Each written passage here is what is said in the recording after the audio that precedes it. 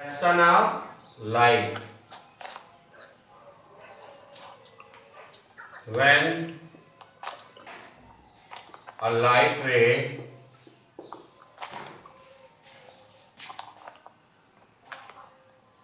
from one medium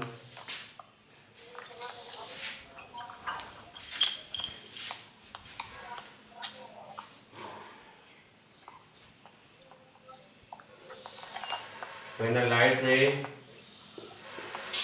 entering from one medium to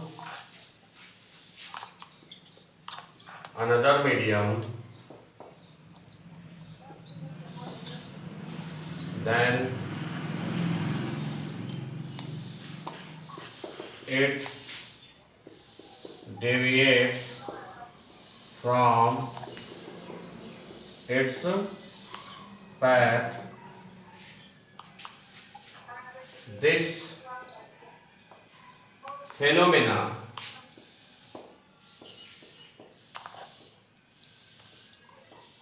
is called refraction of light. When a light ray entering from one medium to another medium, then it deviates from its path. This phenomena is called refraction of light. यानी एक medium से दोनों medium transparent है भाई. एक medium that is medium 1, that is medium 2. जहां पे incident हो रहा है वहां से हम क्या खींच देंगे? Normal, that is ray I, and angle I, it's own path. इसका ये ओन पैथ ये था कि भाई अगर मीडियम न होता तो ये ऐसे जाता, बट जा रहा है ऐसे, यानी इसने अपना पैथ चेंज कर दिया, यानी इतना डेविएशन हो गया. भाई अगर मीडियम नहीं होता तो ऐसे जाता.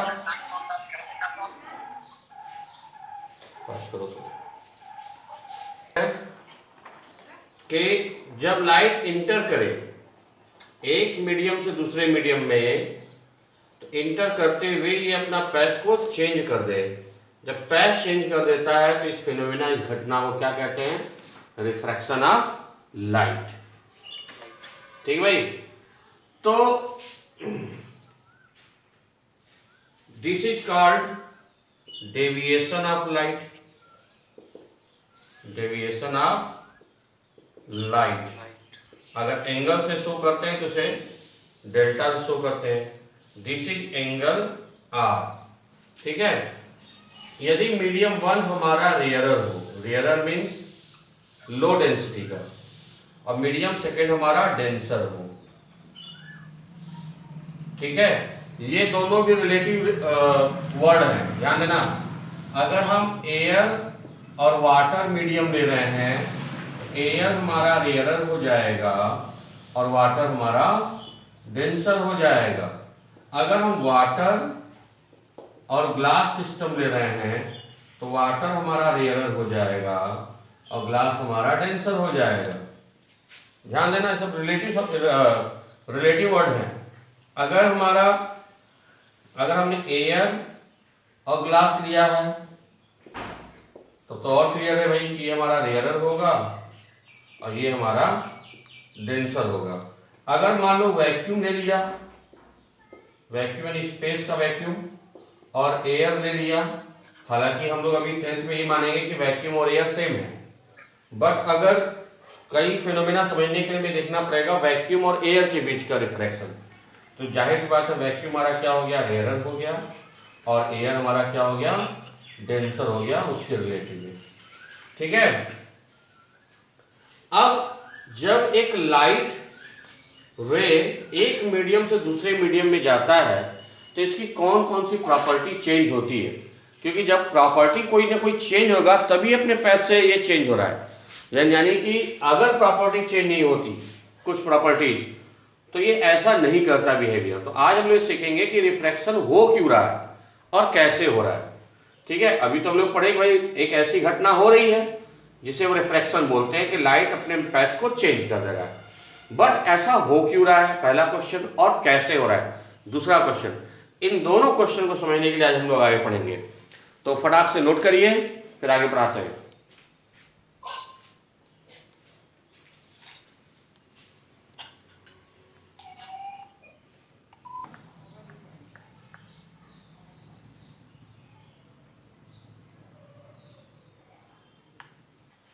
लाइट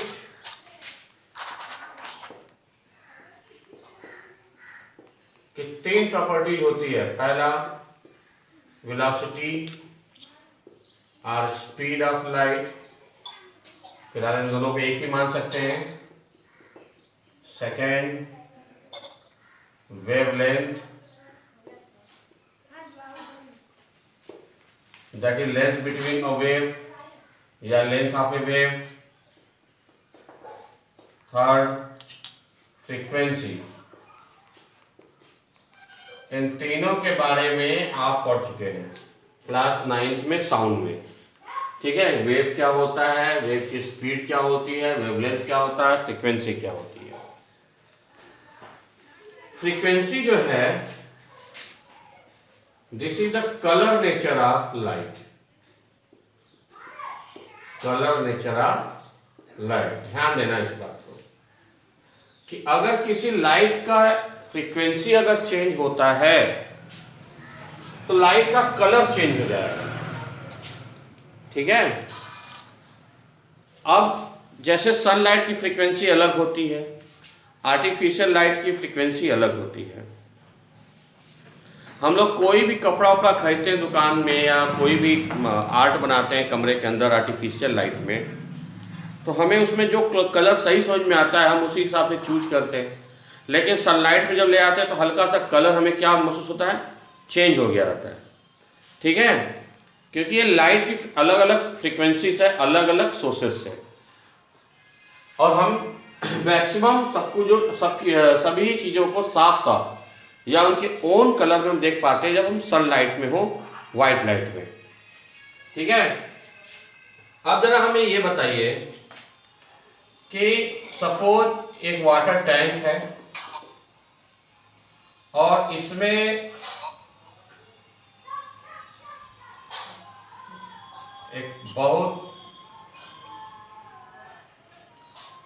एक मछली है। सपोज सिंपल मान लो ये मछली चलो रेड कलर की है। मान लो मछली कैसी है, रेड कलर की है। ये वाटर टैंक है। तो जब इस मछली को हम बाहर निकालेंगे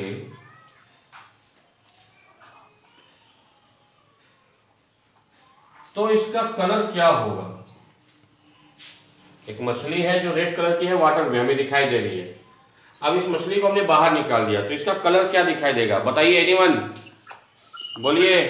शायद सर थोड़ा हल्का दिखाई देगा। थोड़ा हल्का दिखाई देगा मतलब रेड से पिंक हो जाएगा।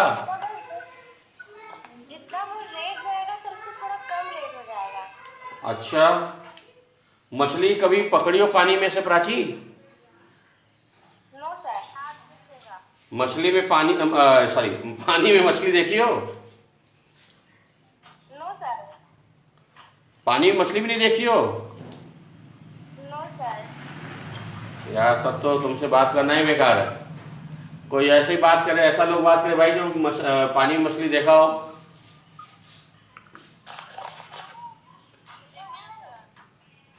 बलजीत देखा होगा अक्सर, श्वेता देखी होगी,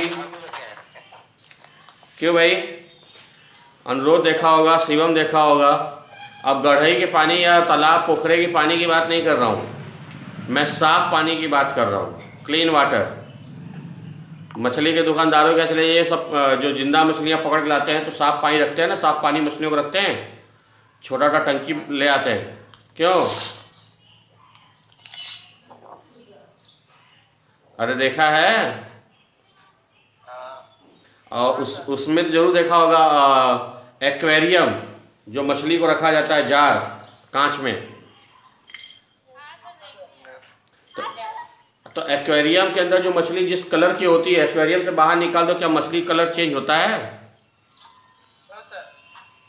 कोई चेंजिंग नहीं होती। मैं क्लीन वाटर की बात कर रहा हूं प्राची, तुम पोखरे के वाटर की बात कर रही थी, ठीक है। अगर ये मछली अंदर रेड है तो बाहर भी रेड ही दिखाई देगी। एक एग्जांपल और ले लेते हैं, चलो। मान लो एक वाटर टैंक है और इसके अंदर हमने एक बल्ब लगा दिया ब्लू कलर का। ये वाटर टैंक है, ये पूरा पानी भरा हुआ है वाटर। तो अब बताओ, इससे जो रेज निकलेंगी, अगर वाटर नहीं होता तो कैसी रेज निकलती? ब्लू। अरे ब्लू बल्ब से ब्लू ही रेज निकलेगी ना। Yes sir. अब पानी के अंदर अगर हम ब्लू बल्ब लगा दिए तो अब रेज कैसे निकलेंगी? ब्लू या किसी और कलर की? सर थोड़ा हल्का। फिर थोड़ा हल्का, सेम कलर का निकलेगा। सर वो मतलब अपना वो चेंज कर रहा है ना मीडियम। हाँ, मीडियम चेंज कर रहा है, तो सर लेकिन मैं कलर की बात कर रहा हूं। मैं बाकी अभी किसी भी चीज की बात नहीं कर रहा हूं, मैं कलर की बात कर रहा हूं केवल। कलर तो वही रहेगा सर। कलर वही रहता है, ठीक है। मतलब कलर में कोई चेंज नहीं होता, ठीक है। यानी कि light does not change its colour in refraction. यानी रिफ्रैक्शन में कुछ भी चेंज हो बट उसके कलर में चेंज नहीं होता। तो कलर में चेंज नहीं होता, so it does not change it's frequency. अगर कलर में चेंज नहीं होता तो इसके फ्रीक्वेंसी में कोई चेंज नहीं होगा। इसी को समझाने के लिए इतना आपको एक्सपेरिमेंट करा रहे थे कि भाई लाइट के अंदर कोई भी मछली हो, कोई भी ऑब्जेक्ट हो, मैं क्लीन वाटर की बात कर रहा हूं, पानी के अंदर, एकदम क्लीन वाटर के अंदर, तो उस ऑब्जेक्ट के कलर में कोई चेंज नहीं आता, ठीक है। अगर हम कोई बल्ब लगा देते हैं कलरफुल तो उसी कलर की लाइट रेज देगा, उसके कलर में भी कोई चेंज नहीं होगा। इसका मतलब रिफ्रैक्शन, यहाँ दोनों जगह रिफ्रैक्शन हो रहा है क्योंकि मीडियम चेंज हो रहा है। यानी रिफ्रैक्शन में बाकी कुछ भी चेंज हो सकता है हो, बट उसके फ्रीक्वेंसी में कोई चेंज नहीं होगा। अब एक सिंपल सी बात है, पेंसिल ले लो, कौन सी वाली पेंसिल आती है, क्या नाम होता है, बड़ा अच्छी पेंसिल आती है भाई, हम लोग बचपन से यूज करते हैं, नटराज। नटराज की पेंसिल आती है ना, पेंसिल्स। अब नटराज की पेंसिल जो है, कांच का गिलास ले लो या प्लास्टिक गिलास ले लो, उसमें पानी भर दो, अब उसमें ऐसे नटराज पेंसिल डाल दो, तो नटराज की पेंसिल जो कलर होता है, क्या वो कलर चेंज होता है क्या? No sir. वो टेढ़ा दिखाई देता है बट कलर उसका चेंज नहीं होता। नहीं हो सकता। बात समझ में आया कि नहीं आया?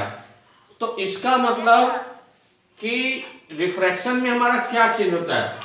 स्पीड चेंज होती है, वेवलेंथ चेंज हो जाता है, बट फ्रीक्वेंसी चेंज नहीं होती। इस बात को हमेशा याद रखिएगा। यानी इन रिफ्रैक्शन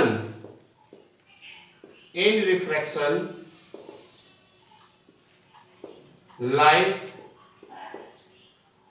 या ऐसे लिखिए, speed of light changes, wavelength change,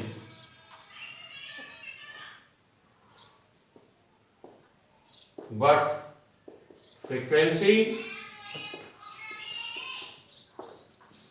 does not change. जब एक मीडियम से दूसरे मीडियम में लाइट जाता है तो उसकी स्पीड में चेंज हो जाता है, वेवलेंथ में चेंज होता है, बट उसकी फ्रीक्वेंसी में चेंज नहीं होता। यही रीजन होता है इसके रिफ्रैक्शन का। कैसे, आगे बताते हैं, इसको नोट करिए।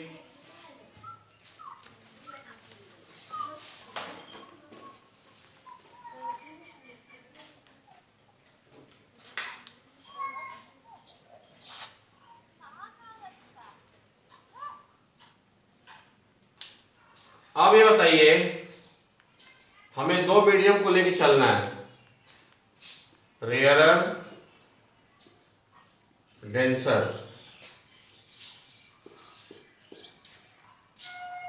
ठीक है, हमें दो मीडियम को लेके चलना है, रेयरर एंड डेंसर। अब आप बताइए कि स्पीड ऑफ लाइट किस में अधिक रहेगा, रेयरर में कि डेंसर में? सर रेयर में। क्यों?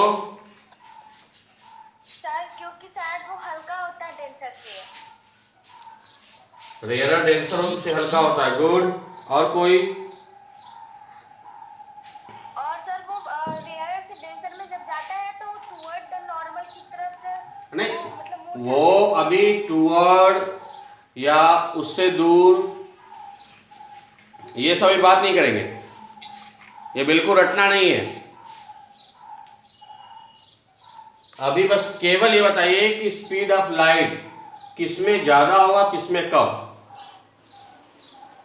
सर रेयर में ज्यादा होगा। अब सिंपल सा बात है भाई, रेयरर मतलब जिसकी डेंसिटी कम है, घनापन कम है, तो लाइट जाहिर सी बात है ज्यादा होगा और डेंसर में स्पीड उतनी ही कम हो जाएगी। एक सिंपल सी बात है कि भाई अगर दो मीडियम है, एक में हमारे मीडियम के पार्टिकल्स कम है, एक में बहुत ज्यादा है, तो जाहिर सी बात है कि स्पीड अगर v1 ये रेयरर है और ये डेंसर है और इसमें स्पीड लाइट की v2 हो, तो जाहिर सी बात है v1 is greater than v2। v1 is greater than v2, मतलब रेयरर में स्पीड लाइट की हमेशा अधिक होगी और डेंसर में स्पीड हमेशा लाइट की कम होगी। इसका मतलब है ज्यादा, इसका मतलब है कम, यानी इसमें फास्ट होगा और इसमें क्या होगा, स्लो होगा। ठीक भाई, अब इसको समझते हैं हम लोग कि रिफ्रैक्शन क्यों हो रहा है और कैसे हो रहा है। ठीक है, अब ऐसा समझो, ये हमारा मीडियम है, ठीक है, ऐसे लेते हैं, एक ऐसे ब्लॉक ले लेते हैं, सपोज ये x इसका ब्रेथ है, तो इसका भी x इसका ब्रेथ है, वेट है इसका। ये हमारा मीडियम 1 है, ये हमारा मीडियम 2 है। अब लाइट ऐसे आ रहा है, ये नॉर्मल है, ठीक भाई। इसमें स्पीड इसका v1 है, इसमें स्पीड इसका v2 है। फ्रीक्वेंसी में कोई चेंज नहीं हो रहा है।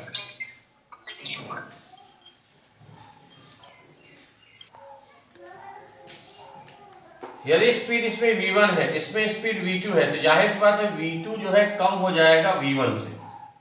अगर दो वाले को हम डेंसर ले रहे हैं, 1 वाले को रेयरर ले रहे हैं, लेकिन फ्रीक्वेंसी हमारा चेंज नहीं हो रहा है। फ्रीक्वेंसी f1 f2 इक्वल है, जैसा हम लोग बात किए हैं।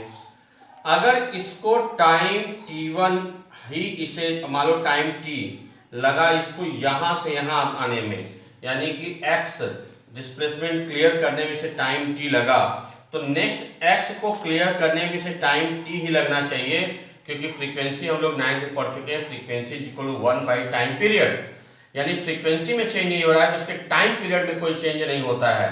तो टाइम पीरियड में चेंज नहीं होता, जितना टाइम लगेगा इसे ये पार करने में x में, उतना ही टाइम लगना चाहिए इसको ये नेक्स्ट एक्सीलरेटर पार करने में। अब समझो इसकी स्पीड हो गई कम, ध्यान से समझना बच्चा, स्पीड हो गई कम, वेट वही है, टाइम उसको वही लेना है, तो जाहिर सी बात है ये क्या करेगा, अपना डिस्टेंस कम करेगा। भाई अगर अपने उसी पैथ पे जाता तो टाइम अधिक लग जाता। अब फ्रीक्वेंसी में चेंज ना होने से इसके टाइम पीरियड, टाइम में कोई चेंज नहीं हो सकता, तो टाइम में चेंज होने के लिए क्या करेगा, अपने पैथ को ही तो छोटा करेगा। ध्यान समझो, ये अपने पैथ को क्या करेगा, छोटा करेगा, छोटा करेगा। अभी 9th में आप लोग पढ़ चुके हो कि एक पॉइंट से एक लाइन पर सबसे स्मॉलेस्ट होता है उसका नॉर्मल, यानी परपेंडिकुलर सबसे छोटा होता है, सबसे स्मॉलेस्ट होता है। यानी अगर ऐसे ये अगर कोई लाइन है 1, तो ये लाइन है अगर 2, ये लाइन है 3, तो इसका मतलब जो जितने क्लोज आता जाएगा परपेंडिकुलर का वो उतना ही छोटा होता जाएगा। तो जाहिर सी बात है ये अपने पैथ को ऐसे न जा करके कुछ ऐसे आएगा, यानी नॉर्मल के पास आएगा। अरे बोलो, नहीं आया, अब किसी की बोलती नहीं आएगी। अरे आया, कुछ याद आया 9th का थ्योरम? समझ में आ रहा है ना कि अपना ये पैथ छोटा करने के लिए क्या करेगा, नॉर्मल के पास जाएगा, टुवर्ड्स द नॉर्मल। जब अपना पैथ छोटा करेगा तो कम स्पीड में पैथ भी कम, तो वही टाइम मेंटेन कर लेगा। बोलो समझ में आया कि नहीं आया? उसका मजबूरी है कि उतने ही टाइम में आए, उतने ही टाइम लेने के लिए वो क्या करता है, अपने पैथ को छोटा करता है। ठीक है, चलिए इसको नोट करिए, फिर नेक्स्ट में समझते हैं कि जब डेंसर से रेयरर में जाता है तो क्या होता है। Note this.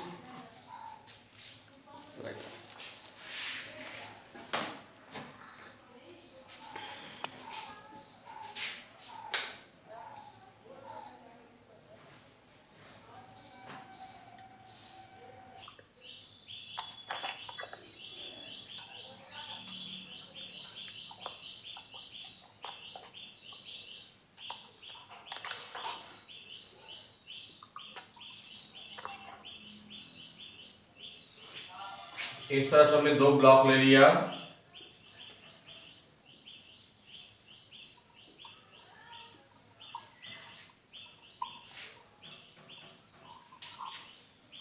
और इक्वली बांट दिया। जितना ये डी है उतना ये डी है, उतना ही ये डी है, उतना ही ये डी है, सब इक्वली है। इसमें मीडियम 1 से 2 में आ रहा है, मीडियम 2 से 1 में आ रहा है, लाइट आ रहा है ऐसे,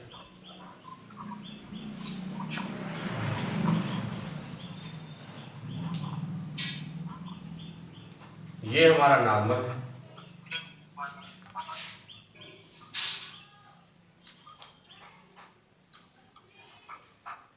फिर कोई बेवकूफी स्टार्ट किया है?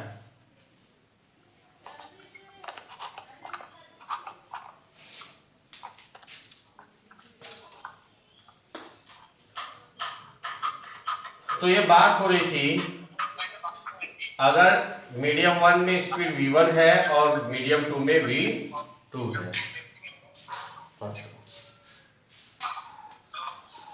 फिर शुरू कर दिया। चलो देखो,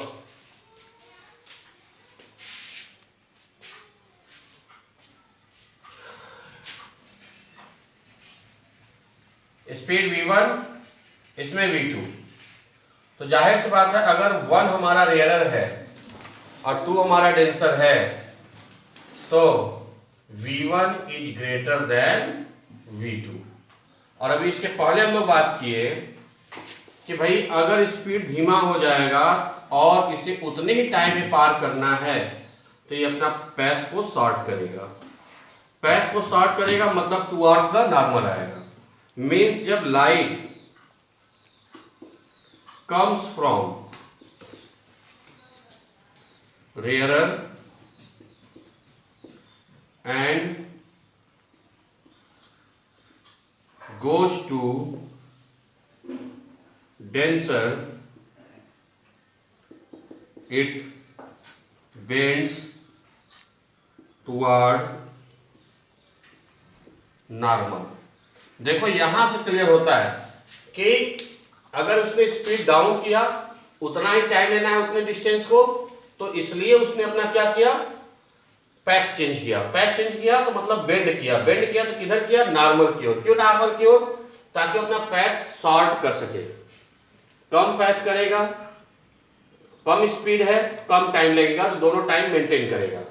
अब अगर इसमें आए, अब जाहिर सी बात है इसमें इसकी स्पीड है v2, इसमें v1, यानी v2 स्पीड से आया, अब इसमें v1 से जा रहा है। v1 जाने का मतलब और ज्यादा फास्ट जा रहा है। और ज्यादा फास्ट जाने का मतलब अब टाइम इसका और कम लगेगा अगर उसी पैथ से आएगा तो। लेकिन इसकी मजबूरी क्या है कि उतना ही टाइम लेना है इसको, उतना ही टाइम लेना है। स्पीड ज्यादा हो गया तो स्पीड ज्यादा हो गया, उतना ही टाइम लेना है, तो ये अपना क्या करेगा, पैथ को और बड़ा करेगा। पैथ बड़ा करने के लिए क्या, कहां जाएगा, दूर जाएगा। किससे, नॉर्मल से। नॉर्मल से दूर जाएगा। टुवर्ड्स द नॉर्मल होगा, तो इसमें क्या होगा, फॉर द नॉर्मल, यानी कि light comes from denser and goes to rarer medium, it bends away from normal, तो नॉर्मल से दूर जाएगा। प्राची आई है, अब समझ में आया बेटा। जो डेफिनेशन आप लोग 7, 6, 7, 8 में पढ़ते हो, हालांकि 9, 10 के बुक में भी और टीचर्स भी नहीं बताते हैं, और मैक्सिमम टीचर्स को तो पता भी नहीं होता कि ऐसा होता क्यों है। हालांकि वो छोटी सी बात है, ये सबको पता होता है। जो इंटर तक को पढ़ाने वाला है उसको पता रहता है कि भाई जब रिफ्रैक्शन होता है तो फ्रीक्वेंसी चेंज नहीं होता, लेकिन फ्रीक्वेंसी चेंज न होने से क्यों रिफ्रैक्शन हो रहा है ये नहीं पता होता। एकदम क्लियरली बताने की कोशिश किया हूँ कि पहली बात जो आप लोग अभी तक 8 तक रटते आए हो कि रिफ्रैक्शन होता है, रेयर से डेंसर में जाता है तो नॉर्मल की तरफ जाता है, टुवर्ड्स नॉर्मल, और जब डेंसर से रेयर जाता है तो अवे हो जाता है, दूर चला जाता है नॉर्मल से। लेकिन अब क्या आप लोग क्लियर हुआ क्यों होता है ऐसा? Yes sir. एकदम क्लियरली बता रहे हैं, ये रीजन होता है कि ऐसा होता क्यों है। रटने की कोई जरूरत नहीं है, अगर आप अपने से अभी लगाओगे दिमाग तो ऐसा हो जाता है। अब लेकिन ये जो बेंडिंग है लाइट की, ये किसकी वजह से हो रहा है, जब मीडियम चेंज हो रहा है। ठीक है, तो यानी मीडियम में टेंडेंसी होनी चाहिए कि वो लाइट को बेंड कर दे, तो उसकी टेंडेंसी को क्या बोलते हैं? ठीक है, तो उस टेंडेंसी को बोलते हैं रिफ्रैक्टिव इंडेक्स। तो रिफ्रैक्टिव इंडेक्स का डेफिनेशन सिंपल लैंग्वेज में, the strength of the medium which deviate the light is called refractive index of the medium. Refractive index of the medium. Medium which deviates the light is called refractive index of the medium. तो जो next अभी हम लोग पढ़ेंगे, समझेंगे, वो पढ़ेंगे refractive index के बारे में। इसको अच्छे से नोट करिए, बहुत अच्छे से नोट करिएगा इसको।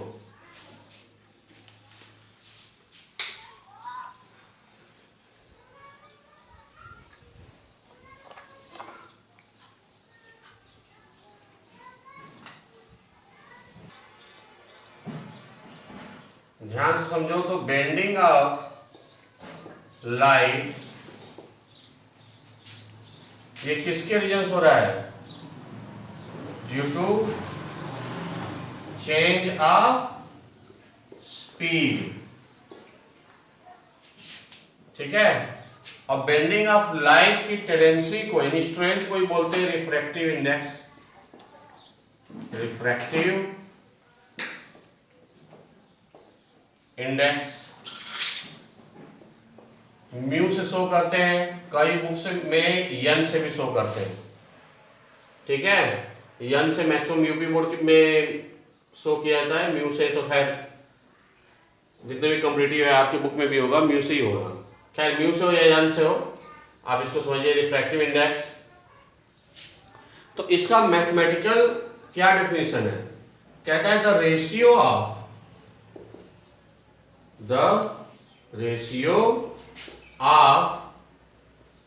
Speed of light in first medium to second medium, यानी रिफ्रैक्टिव इंडेक्स का मैथमेटिकल फिजिक्स में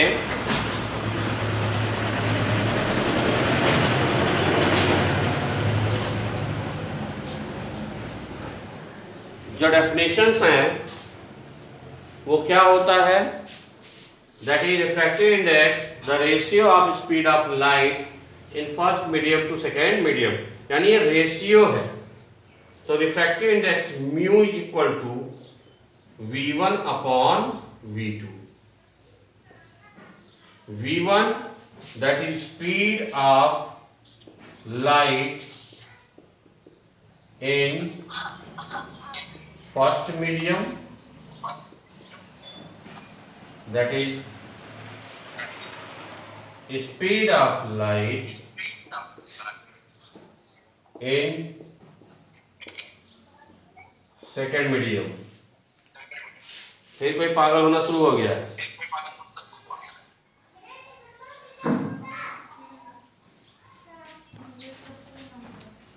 अब कोई भी मीडियम हो वो वैक्यूम से first medium to second medium mu is equal to v1 upon v2। अब अगर ये एक रिलेटिव शब्द है क्योंकि ये दो मीडियम पे डिपेंड करता है। अगर पहला जो रिलेट, अब ऐसे समझो कि इसको हम ऐसे शो करते हैं, ये तो जनरल हो गया, लेकिन इसको शो करते हैं म्यू टू वन, या तो ऐसे लिखे आर म्यू टू वन ऐसे लिखें, आर म्यू टू वन ऐसे लिखें। तो इनका मतलब क्या है? इसका मतलब है refractive index of second medium with respect to first medium. Refractive index of second medium with respect to first medium, इसको जनरल हम क्या से कैसे शो कर रहे हैं? म्यू से शो कर रहे हैं। अगर हमारा if first medium is vacuum, और अभी मैंने कहा वैक्यूम और एयर को सेम लिया जाता है 10 तक। इंटर में भी हाफ क्वेश्चन आपको सेम रहेगा, आधे को आपको एयर का दिया रहेगा रिफ्रैक्टिव इंडेक्स। अगर पहला मीडियम हमारा वैक्यूम हो या एयर हो तो वैक्यूम और एयर को म्यू माना जाता है 1, ठीक है। तो हमारा यही फॉर्मूला रिफ्रैक्टिव इंडेक्स का म्यू का क्या हो जाएगा? म्यू ऑफ जो भी मीडियम रहेगा उसका mu two 1 is equal to, यहाँ 1 क्या है? फर्स्ट मीडियम क्या है? वैक्यूम है, that is C by V. C क्या है? Speed of light in vacuum और एयर जिसकी वैल्यू 3 × 10⁸ मीटर पर सेकेंड, और v क्या है, speed of light in medium, उस मीडियम में स्पीड कितना है, v है। तो फॉर्मूला हमारा म्यू क्या हो जा रहा है, mu of medium is equal to c by v। तो जनरली क्या, आराम से वैक्यूम में c की वैल्यू सबसे अधिक होगी और v हमेशा कम होगा, इसलिए कि फॉर एनी मीडियम, किसी भी मीडियम के लिए, फॉर एनी मीडियम म्यू की वैल्यू 1 से हमेशा अधिक होती है। ठीक है, म्यू की वैल्यू हमेशा 1 से अधिक होगी, क्योंकि कोई भी मीडियम होगा वो हमेशा डेंसर होगा किससे, वैक्यूम से, तो उसमें स्पीड हमेशा क्या होगी, कम होगी वैक्यूम से, इसलिए उसका म्यू हमेशा वैल्यू क्या आएगा, 1 से अधिक आएगा। Carefully note.